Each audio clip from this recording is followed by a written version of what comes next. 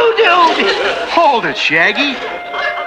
All you did was back into this fork. I have been obsessed with Scooby Doo my whole life, and I will stand by the fact that this show became one of the most influential Saturday morning mystery cartoons ever, helping popularize the idea of teens solving spooky cases in a kid-friendly way. The animation industry in the West owes a lot to Scooby Doo, and in retrospect, I must thank the people behind it, because this show is something so many kids can look back at with fond nostalgia. Naturally, I have rewatched it more times than I would like to admit, but somewhere between the 10th binge and obsessive Reddit searches, I started noticing some weird things that the show never really explained. And we were kids back then. We did not know any better either. And that took me down another rabbit hole of conspiracy theories about this cartoon, some of which definitely shocked me the first time I came across them. Today, we are going somewhere a little darker with 15 of the most controversial fan theories about the Scooby-Doo universe. None of these theories should be treated as confirmed lore, unless I clearly say so, but they are still fascinating to think about. Hang tight!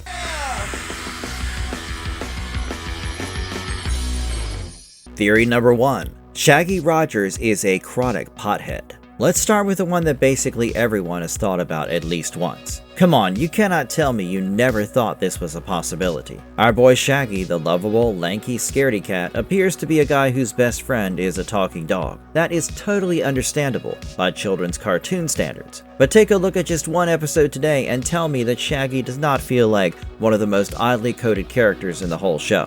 This is one of the most popular fan theories about the franchise, that Shaggy is secretly a pothead. This is never directly stated and it has never been confirmed as canon, but fans have long pointed to his hippie-coded design, endless hunger, nervous energy, and strange comfort around Scooby as the reason this theory became so popular. Do you also remember how he is also hungry in an annoying way? And for all the food he eats, he remains this tall, lanky guy who looks like he will be blown away by the wind. Again, that does not prove anything. It is a cartoon character design and a running gag, not medical evidence. Lastly, the guy has a talking dog. Maybe in the darkest version of the theory, he was just imagining that his four-legged buddy was talking to him using English, when the poor thing was probably just barking, if it even existed. I know that by itself, this last justification does not really stand up because we have dozens of shows with talking animals. There is a much more detailed fan theory about this particular aspect, which says that Shaggy was a lonely boy who was bullied by Velma, Fred, and Daphne. Scooby was his pet dog who passed away, and due to his loneliness and social isolation,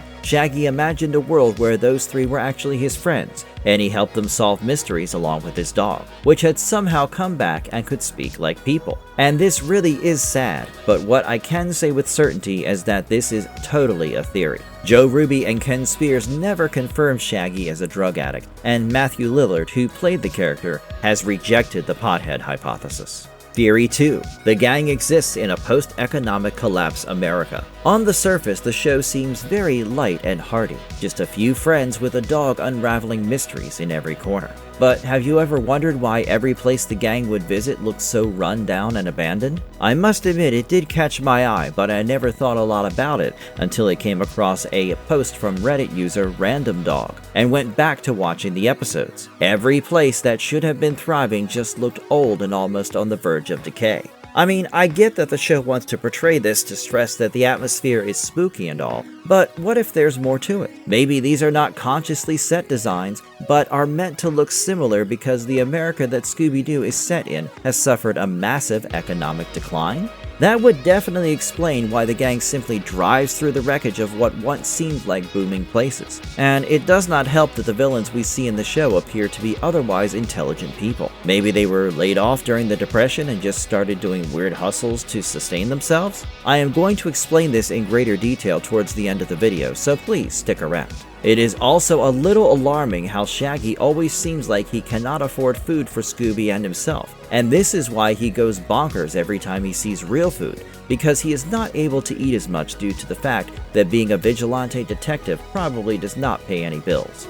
And for a group of teenagers, the gang never seems to be at school, or home for that matter. They are just seen in their van, which could also indicate that they are homeless. Of course, none of this is confirmed by the show. It works better as a dark fan reading of the franchise's repeated haunted locations. Theory number 3. The entire show takes place inside a mental institution. This one is sort of a no-brainer as a fan theory, don't you think? Fred, Velma, Daphne, Shaggy, and Scooby are not investigators traipsing all over the country trying to solve spooky stuff. In this theory, they are patients inside a mental health facility, and the van, the mysteries, the monsters, they are all made up. Every single episode that we are watching is a shared delusion in the minds of troubled people who use that as a coping mechanism to somehow make sense of their reality. Let's take each of the characters and see why this might be a plausible theory. Fred is someone with an innate desire to be in control of things to the point where it can feel almost compulsive. Is it totally implausible that his mind makes up these scenarios where he and his friends get into trouble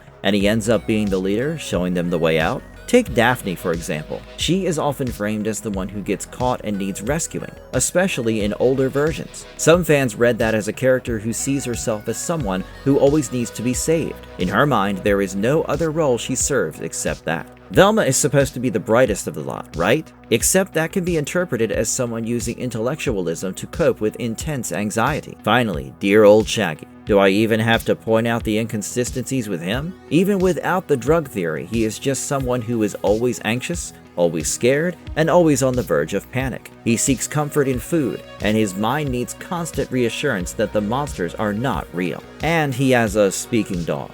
In the nicest possible way, Scooby is a manifestation of the comfort Shaggy desires deep down. A loyal, unconditional friendship where he will never be judged and will always be safe. If we are to believe this, then Scooby is not real in the first place. Again, I am not saying anything here is absolutely true. These are all fan theories, and none of the producers of the show have ever given hints that the characters are mentally troubled in this way. But it is fun to think about, isn't it? Theory 4. Everything is a hallucination inside Shaggy's mind. This is a continuation of what I have been talking about for a while. Shaggy is really my favorite character in the show, as is probably obvious by now. He can be understood in so many different ways, you know? Call it the drug theory or the mental institution theory or the loneliness theory. There are just so many possibilities that can explain why he thinks he has an emotionally intelligent talking dog as his best friend. Some fans have pointed out that it all happens inside Shaggy's head, and that he has created the other characters as parts of his own psyche. I know this is getting way too much into being a conspiracy theory, but just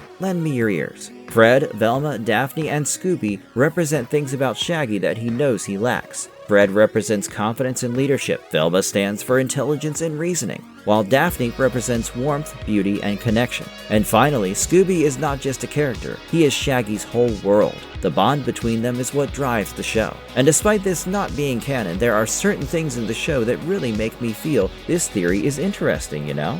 Shaggy is often the one who senses something is wrong. His ghost radar is the first to get triggered whenever they are in any weird situation. The cartoon might frame him as a coward, but what if he is the mastermind generating all of it in his brain? Theory 5. Scooby is a runaway Soviet space dog. At a certain point in time in recent history, the most commonly used excuse was, "It's the Russians." No offense to any Russians watching this, please do not come after me in the comments. Anyway, on Reddit, some fans, most notably user Mighty Heptagon, have tried to explain why Scooby Doo can speak English so well by suggesting that he was part of a Soviet space experiment. The USSR really did experiment with dogs during the space race, so the theory borrows from real Cold War history and then turns it into full-blown Scooby-Doo fan fiction.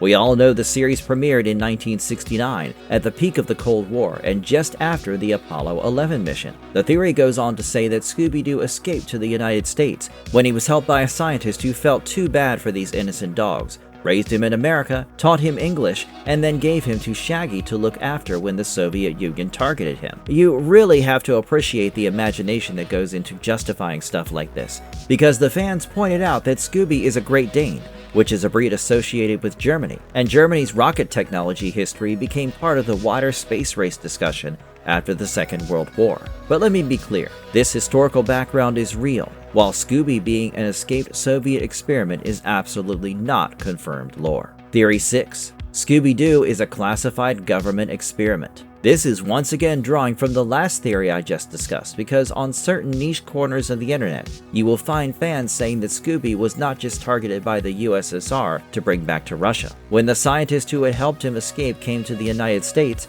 The CIA got wind of the same, and even they tried to grab the poor dog for experiments. What's the reasoning behind this? Well, some fans jokingly reinterpret the title of the show itself as if someone were searching for Scooby. According to this wild version of the theory, Scooby Doo, Where Are You? Was being screamed out by frustrated agents who were in hot pursuit of the gang and their canine. This also ties very nicely to the question about why we always saw the characters moving around in a van and never settling down somewhere. They probably knew they were being targeted. There is also another theory that supports this classified government experiment idea. Velma is obviously the one with the brains, and Reddit user QuackDamnYou theorized that while interning at a lab developing secret weaponry, she went rogue. What was this secret weaponry, you ask? The answer will be surprising as well as disturbing. Super intelligent canine soldiers. Surely no one would ever think of man's best friend to actually be a spy, right? Anyway, Velma was working at this place, but she had a change of heart, so she escaped with one of the test subjects. Otherwise, what else explains how Scooby can solve complex problems and manipulate objects using his paws with the kind of dexterity that no other dog in the world can? However, since the experiment on that subject was incomplete, Scooby had to be periodically given doses of the active drug to retain his functions. And this is how the Scooby snacks were born. At some point, Shaggy ate them too, and somehow got dependent on them. Again, none of this is canon. It is one of those theories that only works if you accept the internet's most absurd version of Scooby Doo. Theory number 7. Mystery Inc. are Vietnam War draft dodgers. I know these are getting wilder by the minute, but I promise you this next one comes from fans trying to connect the show to its historical moment, not from confirmed lore. Why would a bunch of teenagers who do not seem like a typical group of friends wind up living in a van and driving around the whole country? They do not have any particular destination and just end up at the most random of places. Okay, maybe they are on the run from the CIA, but once again, Mighty Heptagon has another brilliant hypothesis. What if the gang is trying to dodge being drafted for the Vietnam War? Think of the year the show was released. It came out in 1969 during the Vietnam War era, when the draft was a major fear for many young American men. That historical context is real, but the theory itself is not confirmed. Shaggy, being a hippie-coded character, obviously fits the anti-war vibe fans associate with that era. Fred looked like your good old suburban kid who had no reason to be apparently homeless, except if he wanted to avoid some bigger responsibility. Daphne could have followed Fred because she cared about him, and Velma could be imagined as an intellectual student activist type who opposed war. When all these people came together despite being so wildly different from each other, they stuck around because they shared a common goal. And do you see how they do not always call the police for help right away? Even in certain situations where they really should involve law enforcement, they often choose to investigate first. Fans say this is probably because the gang knows that the moment the police get involved, the guys could be in trouble. But again, that part is fan imagination. Daphne and Velma would not have been drafted, and there is no official episode that says Fred or Shaggy were avoiding military service. Kudos to these theorists, by the way. I know I could not have thought about this in such detail.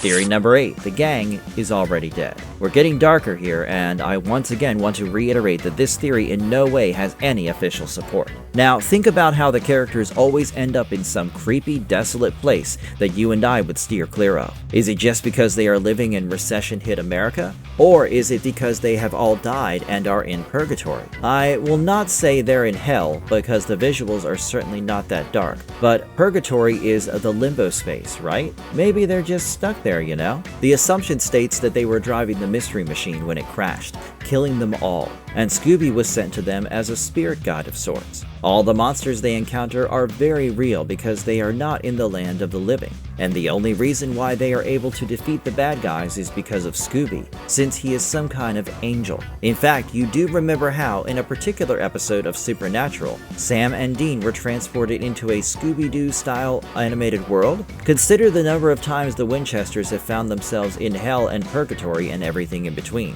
Fans sometimes stretch that crossover into a bigger theory that Scooby's world itself could be some strange limbo-like space. Why would they even go to purgatory and not heaven? Now look, I am not one to be judgmental, and this is where the theory gets more provocative than factual.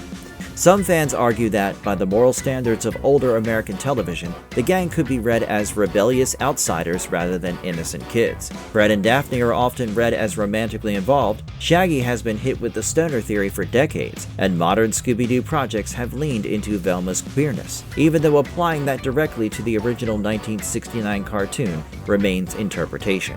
Yes, she was in a relationship with Shaggy later, but fans have still read her dynamic with Daphne in different ways. When I was younger, I assumed Velma's jealousy was because she herself liked Fred, but what if it was because she liked Daphne instead?